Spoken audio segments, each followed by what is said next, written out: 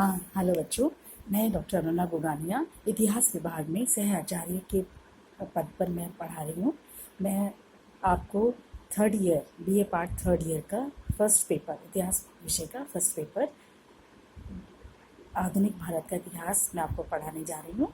इसमें पहला जो टॉपिक है वो है पानीपत का तीसरा युद्ध। इसके बारे में मैं आपको बता रही हूँ कि भारत के युद्ध स्थलों में सर्वाधिक विख्यात एवं महत्वपूर्ण पानीपत के 3 युद्ध हुए थे। 2 युद्ध 16वीं शताब्दी में लड़े गए, जिनके परिणामस्वरूप भारत के मुगल साम्राज्य की नींव पड़े।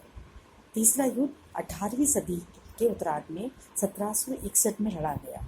इस युद्ध में मुगल साम्राज्य के विध्वंस कर अन्य कई राजनीतिक शक्तियों को भारत में पल्लवित होने का अवसर प्रदान किया। अब मैं आपको युद्ध के कारण बताती हूँ कि पहला कारण यह है बालाजी बाजीराव का साम्राज्यवादी होना।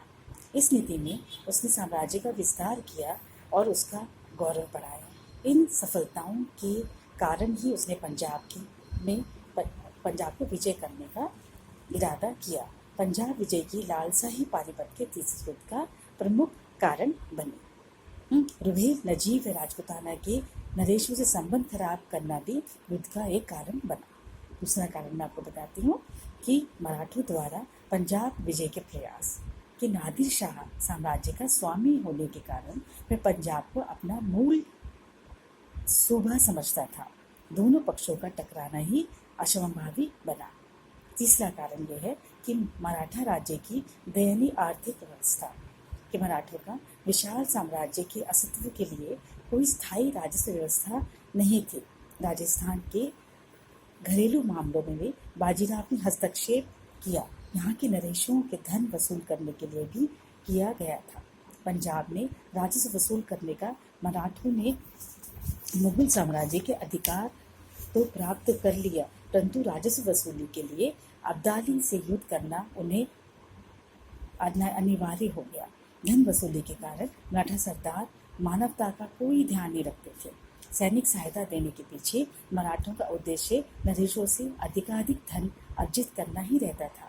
इसी प्रकार लूट की नीति के कारण राजस्थान के जोधपुर व बूंदी नरेश भी उनके विरोधी बन गए। भरतपुर नरेश सूरजमल जाट ने मराठों को पानीपत के युद्ध में सहायता देने का आश्वासन किया, परंतु उनकी आर्थिक लूट के कारण और उनकी नीतियों के कारण वह भी उसके विरुद्ध हो गया।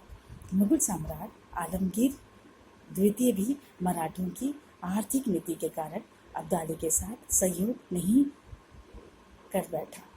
चौथा कारण नजीब खान व शुजाउद्दौला से मराठों के संबंध खराब हो गए थे। पांचवा कारण इसका यह है कि मराठों द्वारा हिंदू पदशाही का नारा देना। पेशवा बालाजीराव ने समझा था कि हिंदू पदशाही के नाम पर वे सब राजपूत राजाओं को, जो कि हिंदू नरेश थे, उसके भगवा झंडे के नीचे एकत्रित हो जाएंगे।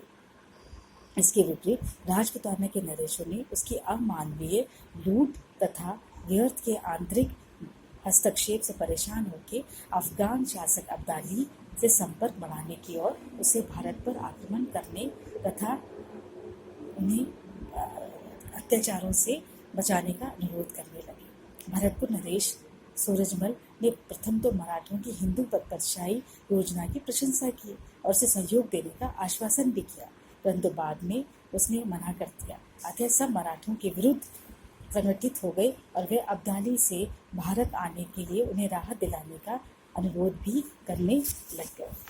छठा कारण यह है कि बालाजी बाजीराव की अदूरदर्शिता। बालाजी बाजीराव मराठा साम्राज्य को के वटवृक्ष के रूप में विकसित अवश्य करता रहा, पर उनके उचित रखरखाव की उसने कोई व्यवस्था नहीं करी। राजपूताना ने राजपूत नरेशों के उत्तराधिकारी के नियम के परिप्रेक्ष्य में उसने हस्तक्षेप करना अवश्य आरंभ कर दिया तथा उसके परिणामों पर भी उसने कोई विचार नहीं किया।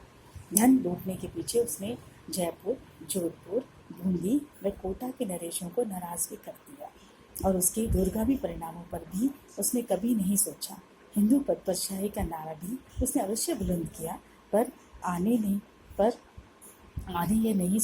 उसने आगे नहीं ये सोचा इसमें उसे राजपूत नरेशों का सहयोग भी नहीं मिलेगा या नहीं मिलेगा।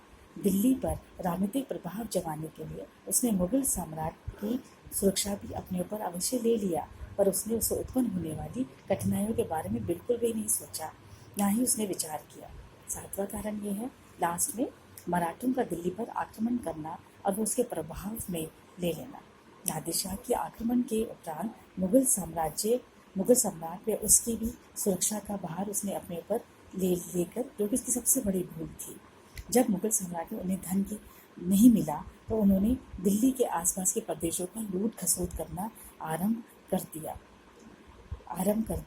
यदि दिल्ली के प्रभुत्व को लेकर उसकी सुरक्षा की चिंता मराठा नहीं करते, ना तो उन्हें रोहिलों से युद्ध करना पड़ता और ना ही उनके सरदार नजीब खान को दिल्ली से भगाकर उसे अपना शत्रु बनाते।